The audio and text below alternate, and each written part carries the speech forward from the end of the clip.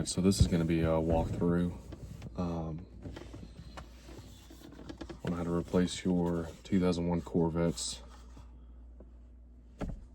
HVAC display unit. If you are familiar with the C5 Corvette, they're starting to get pretty old and a lot of these parts are starting to fail. One of these is the display. I guess it gets burnt out after a while and you can't see any of the numbers or what mode you're on, so it's kind of annoying.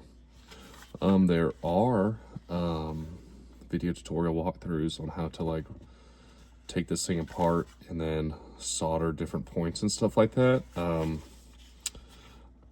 not really good at soldering, so I just went ahead and took the, I guess, safer route for me, which was just to buy the new unit. It was like $100. That way I don't have to worry about it again. There's also a warranty associated with this as well. There's a bunch of different sellers that are on Amazon that I'm sure you can find. So we'll go ahead and start. So to determine if yours does need to be replaced, you'll see that there is no information at all being popped up on there, and there should be. So you can see that we do have this on.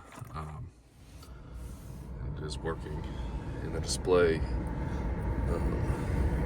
is super faint. I don't know that you'll be able to even see it on the video, so this one definitely needs to be replaced. So one of the first things that you want to do before you get into this is go into the center console here, and you're going to want to remove these 4 screws right here, okay? Well, you can see those. Then followed up by, you just remove these plastic pieces, which expose that. And as you can see, they're really easy to remove. And that'll free this up. Also, just take your piece and carefully pop this out too. These are super easy to just unclip. Just be careful with them because, you know, these cars are getting a little bit old, so you don't want to break one of these and have to replace it. Once you get that open, it exposes this as well, so you'll need to remove that. That's what helps get this whole center console piece cover out. Okay, so the rest of this is super easy. So the whole center console essentially is just clipped in, as you can see right around here.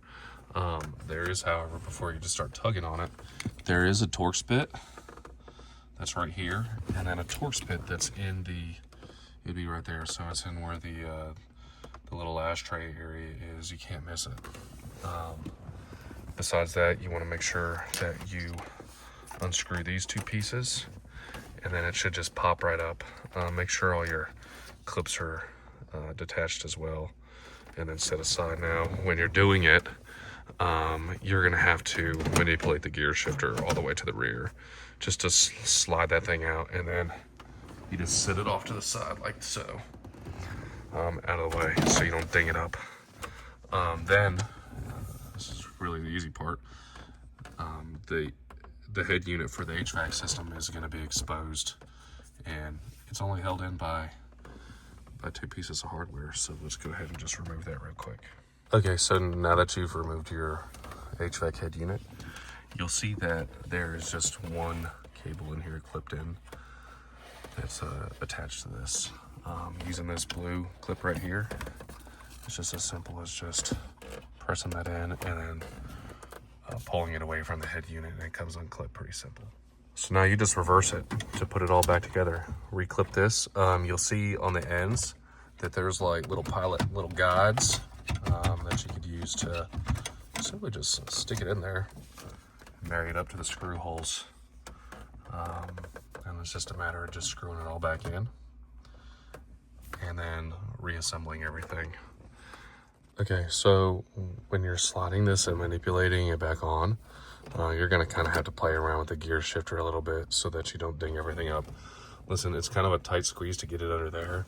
So what you do not want to do is mess up and hit your telescoping steering column piece right there. So that thing will break pretty easily. Also, you want to make sure that you plug this back in. That's the only one wire that's going to be kind of dangling there. The rest can wait. As you can see, I've got them all just sitting here ready for the traction control module. And then I just kind of slid that right there. All this slides back in pretty easily, so it's not a big deal. And then it's just a matter of just screwing everything back in these, popping that piece back in, screwing in the center console piece again, and then putting the glove box or the center console cover back on, and then you're in business. Okay, so as you can see, everything is working now. The display is super bright. All the buttons work.